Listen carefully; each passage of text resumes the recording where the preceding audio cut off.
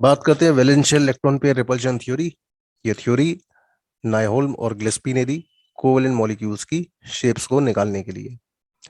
Theory ये कहती है कि किसी भी कोवेलेंट मॉलिक्यूल की जो शेप है, यानी कि ज्योमेट्री, डिपेंड करती है दो टाइप के इलेक्ट्रॉन पेयर्स पर। वो दो टाइप के जो इलेक्ट्रॉन के पेयर्स होते हैं उनका नाम होता है लोन पेयर और बॉन्ड पेयर। बॉन्ड पेयर और लोन पेयर किसी भी मॉलिक्यूल की, कोवेलेंट मॉलिक्यूल की शेप और ज्योमेट्री कैलकुलेट करने के लिए दी जाती है। Got it? यानी कि अगर मॉलिक्यूल के अंदर कई सारे इलेक्ट्रॉन पेयर हैं तो उनमें से कुछ शेयर्ड होंगे, कुछ अनशेयर्ड होंगे। तो जो शेयर्ड इलेक्ट्रॉन के पेयर हैं उनको बोला जाता है बॉन्ड पेयर, जो कि एक्चुअल में बॉन्ड बनाते हैं। उनकी वजह से जो मॉलिक्यूल की ज्योमेट्री आएगी वो ज्योमेट्री कैसी होगी? रेगुलर, यानी कि स्टैंडर्ड ज्योमेट्री। लेकिन अगर बॉन्ड पेयर के साथ अगर मान लो आ गया लोन पेयर, तो ऐसी सिचुएशन के अंदर ज्योमेट्री जो है वो अपनी स्टैंडर्ड वैल्यू से वेरी कर जाएगी, तो कहलाएगी इरेगुलर ज्योमेट्री। कुल मिलाकर के कोवेलेंट मॉलिक्यूल का शेप टोटल इलेक्ट्रॉन पेयर्स के अंदर दो चीजों पर डिपेंड करता है, बॉन्ड पेयर पर और लोन पेयर पर। अगर लोन पेयर का नंबर बढ़ जाए तो ज्योमेट्री रेगुलर से इरेगुलर हो जाती है। बॉन्ड पेयर जो कम से कम शेप को निकाल करके देंगे, मॉलिक्यूल में कम से कम दो बॉन्ड पेयर तो होने ही चाहिए। अब अगर टोटल इलेक्ट्रॉन पेयर में से दो बॉन्ड पेयर हैं, लोन पेयर एक भी नहीं है, तो कंपाउंड का कोड क्या हो गया? 220। ऐसी सिचुएशन के अंदर जो शेप आता है वो आता है लीनियर। Best example BCl2CO2। अब अगर मान लो कंपाउंड में टोटल मिलाकर तीन इलेक्ट्रॉन पेयर है, तीनों के तीनों बॉन्ड पेयर है, एक भी लोन पेयर नहीं है, तो शेप आता है trigonal planar. Best example BF3, bond angle 120 degree. अगला है टोटल मिला के चार इलेक्ट्रॉन पेयर में चारों के चारों बॉन्ड पेयर है, एक भी लोन पेयर नहीं है, तो ऐसी सिचुएशन में जो शेप आती है उस शेप को बोलते हैं टेट्राहीड्रल। बॉन्ड एंगल आता है इसका 109.5 डिग्री।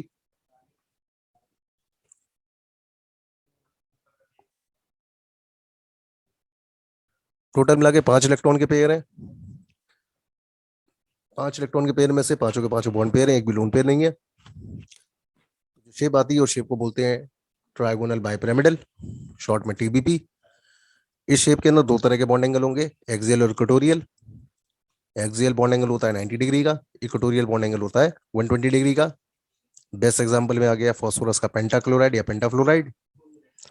और टोटल मिला के अगर मान लो छह इलेक्ट्रॉन पेयर है, छह के छह बॉन्ड पेयर, एक भी लोन पेयर नहीं है, तो जो शेप आती है मॉलिक्यूल की वो शेप कहलाती है ऑक्टाइडल, बॉन्ड एंगल होता है 90 डिग्री का।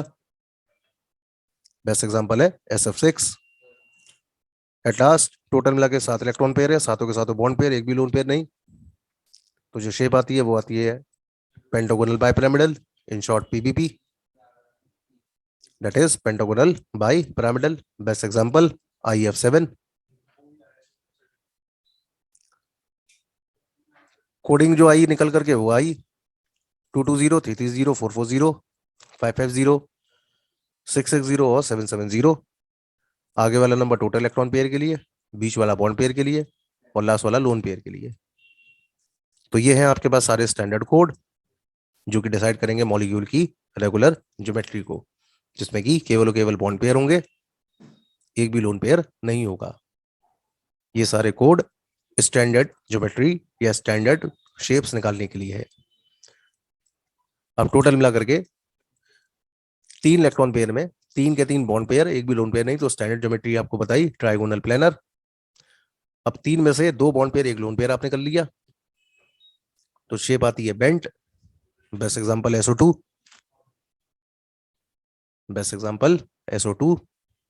कोड क्या हुआ? 321। Got it? अब इसका कोड 312 नहीं हो सकता, क्योंकि शेप निकालने के लिए कम से कम दो बॉन्ड पेयर तो चाहिए। नेक्स्ट स्टैंडर्ड कोड है 440। शेप हो गया टेट्राइडल। इसमें निकाला मैंने वेरिएशन 431 का, इसमें टोटल मिला के चार में से तीन बॉन्ड पेयर एक लोन पेयर। अगला वेरिएशन है 422 का, जिसमें टोटल मिलाकर के दो बॉन्ड पेयर और दो लोन पेयर। 431 वालों की जो शेप होती है वो होती है पिरामिडल, और 422 वालों की जो शेप होती है वो होती है बेंट। बॉन्ड एंगल की वैल्यू 431 के अंदर 107 और 422 वालों में 105। Best example ammonia and water. तो ये है अमोनिया की शेप पिरामिडल, जिसमें कि नाइट्रोजन पे एक लोन पेयर, 3 बॉन्ड पेयर। और नेक्स्ट एग्जांपल है 105 के अंदर वाटर का, जिसमें कि 2 बॉन्ड पेयर और 2 लोन पेयर। रिपल्शन का ऑर्डर याद रखना है, सबसे ज्यादा लोन पेयर के बीच में, और सबसे कम बॉन्ड पेयर के बीच में। नेक्स्ट आता है 550 में। तो 550 के अंदर जो स्टैंडर्ड ज्योमेट्री है उसका नाम है trigonal bipyramidal, that is TVP, जिसमें कि 2 तरह के बॉन्ड एंगल है, एक्सियल और इक्वेटोरियल, 90 डिग्री और 120 वाले। अब इसमें टोटल मिला के आए 3 वेरिएशन, 541, 532, 523। एट लास्ट कोड हो सकता है 523 का, क्योंकि 2 बॉन्ड पेयर से नीचे नहीं जा सकते। 541 के अंदर एक आया लोन पेयर, उसको आपने लगाया इक्वेटोरियल पोजीशन पर, शेप आगे निकल करके सीसॉ, शेप डिसाइड करेगा bond pair cable. Best example है SF4। 532 वालों के अंदर जो ज्योमेट्री आ रही है उसका नाम है टी शेप। बेस्ट एग्जांपल है ClF3, शेप क्या होती है, टी शेप। 523 वालों के अंदर आ जाओ, तो टोटल मिला के 2 लोन पेयर, 3 लोन पेयर और 2 बॉन्ड पेयर। तो 2 लोन बॉन्ड पेयर को आप एक्सियल पोजीशन पे लगा दो, बाकी 3 लोन पेयर को इक्वेटोरियल पोजीशन पे लगा दो, शेप आ जाएगी लीनियर। बेस्ट एग्जांपल हुआ I3 नेगेटिव। बेस्ट एग्जांपल क्या हुआ, I3 नेगेटिव। नेक्स्ट आ जाओ 660 वालों के अंदर। तो 660 वालों के अंदर स्टैंडर्ड ज्योमेट्री जो हो गई वो हो गई ऑक्टाहेड्रल, जिसमें कि सारे बॉन्ड एंगल होंगे 90 डिग्री के। अब 660 के अंदर तुमने एक वेरिएशन ले लिया 651 का, जिसमें कि टोटल मिला के 5 बॉन्ड पेयर, 1 लोन पेयर है। अगला वेरिएशन हो गया 642 का, जिसमें कि 4 बॉन्ड पेयर, 2 लोन पेयर हो गए। 651 के अंदर स्टैंडर्ड ज्योमेट्री अगर आप निकालोगे, तो 651 के अंदर स्टैंडर्ड ज्योमेट्री जो निकल करके आएगी वो आएगी स्क्वायर पिरामिडल,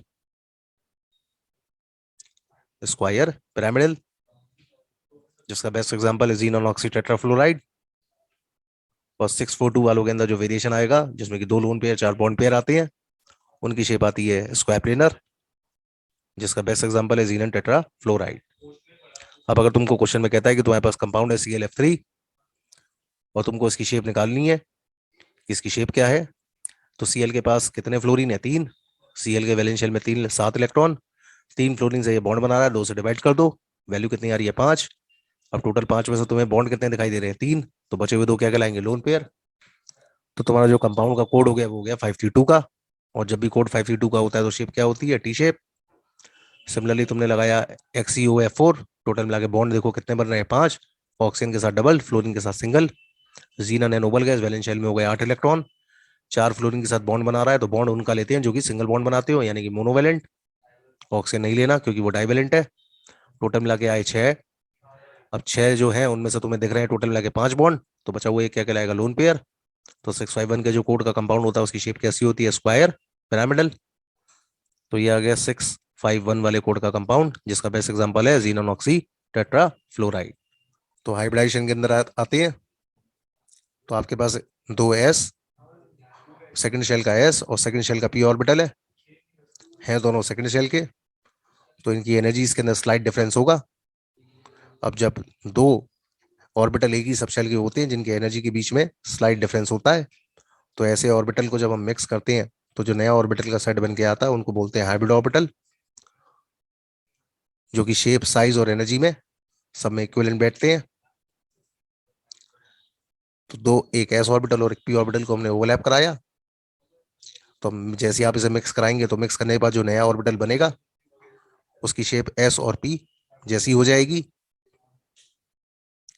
अब आप एक एस 2 पी ले लो, एक एस 3 पी ले लो, एक एस 1 पी ले लो, तो टोटल मिला के आपने 3 लिए तो हाइब्रिडाइजेशन आएगा sp2। नेक्स्ट वाले में टोटल मिला के 4 ऑर्बिटल है तो हाइब्रिडाइजेशन आएगी sp3। नेक्स्ट वाले में 2 ऑर्बिटल है तो हाइब्रिडाइजेशन आएगी sp। अब जिसमें हाइब्रिडाइजेशन sp2 आ रही है उसके अंदर एक पी एम्प्टी है, जिसमें हाइब्रिडाइजेशन sp3 आ रही है उसमें एक भी पी ऑर्बिटल एम्प्टी नहीं है, और जिसमें हाइब्रिडाइजेशन sp आ रही है उसमें 2 पी ऑर्बिटल अनहाइब्रिड है, यानी कि एम्प्टी है। एम्प्टी मतलब अनहाइब्रिड ऑर्बिटल। हाइब्रिडाइजेशन हमेशा बॉन्ड बनाने से पहले होती है, और ये हाइब्रिड ऑर्बिटल्स हमेशा सराउंडिंग एटम्स के साथ सिग्मा बॉन्ड को जनरेट करते हैं। यानी जो बॉन्ड बनाते हैं वो बॉन्ड कौन सा होता है, सिग्मा बॉन्ड। Got it. तो सिग्मा बॉन्ड कौन बनाते हैं, हमेशा हाइब्रिड ऑर्बिटल। जबकि जो अनहाइब्रिड ऑर्बिटल होते हैं वो कौन सा बॉन्ड बनाते हैं? Pi bond. सबसे पहले बात करते हैं sp3 हाइब्रिडाइजेशन की। तो sp3 हाइब्रिडाइजेशन के अंदर कार्बन का ground state configuration 1s2 carbon को उसकी एक्साइटेड स्टेट में लेकर के आए, तो 2s का एक इलेक्ट्रॉन हमने जम करा दिया 2p की तरफ। अब अगर आपको मीथेन बनाना है तो मीथेन को कितने हाइड्रोजन के साथ बॉन्ड बनाना है? 4 के साथ। तो 4 हाइड्रोजन अगर आपको ओवरलैप करानी है तो आपको 4 एम्प्टी ऑर्बिटल चाहिएंगे। तो वो 2s का हो गया, 3p के हो गए। ठीक। तो एक s का और 3p के आप आपस में मिला लो, तो टोटल मिला के कितने ऑर्बिटल हो गए? 4। तो इन चारों को मिक्स करते ही हाइब्रिडाइजेशन क्या आ गई? sp3। टोटल जो मिक्स कर रहे हैं वो कितने कर रहे हैं? 4। तो आपको sp3 वाले टोटल में कितने मिलेंगे? 4। तो sp3 का आपने प्लॉट किया, पहला, दूसरा, तीसरा और ये चौथा, ये हो गए 4 sp3 हाइब्रिड ऑर्बिटल। अब इनके साथ आप हाइड्रोजन का 1s ऑर्बिटल ओवरलैप करा लें। हाइब्रिड ऑर्बिटल ओवरलैप करके कौन सा बॉन्ड बनाते हैं? सिग्मा। तो इसलिए मीथेन के अंदर टोटल मिला के कितने सिग्मा बॉन्ड बनते हैं? 4। जो हाइब्रिडाइजेशन आपने कवर किया उसका नाम था sp3। अब अगर मान लो कि आपके पास इथीन है जिसका फॉर्मूला है C2H4, इसमें कार्बन कार्बन के बीच में डबल बॉन्ड है, डबल का मतलब एक सिग्मा और एक पाई। sp2 हाइब्रिडाइजेशन के अंदर ये आता है। अब sp2 हाइब्रिडाइजेशन के अंदर केवल एक p ऑर्बिटल एम्प्टी होता है। तो जो एम्प्टी p ऑर्बिटल है यानी कि अनहाइब्रिड p ऑर्बिटल, वो आपस में एक दूसरे के साथ क्या करेगा? Lateral overlapping. आपस में एक दूसरे के साथ क्या करेगा? Lateral overlapping. और इसकी लेटरल ओवरलैपिंग से जो बॉन्ड बन करके आएगा वो कौन सा आएगा? Pi bond. लेकिन पाई बॉन्ड बनाने से पहले बीच में कौन सा बॉन्ड बनेगा? Sigma bond. तो ये बन चुका है सिग्मा। एक बार जब सिग्मा बन जाएगा तो उसके बाद क्या बनेगा? Pi bond. और ये पाई बॉन्ड कैसे बनता है? अनहाइब्रिड p ऑर्बिटल की साइडवेज ओवरलैपिंग से। तो साइडवेज ओवरलैपिंग से क्या तैयार हुआ? Pi bond. तो टोटल इथीन के मॉलिक्यूल में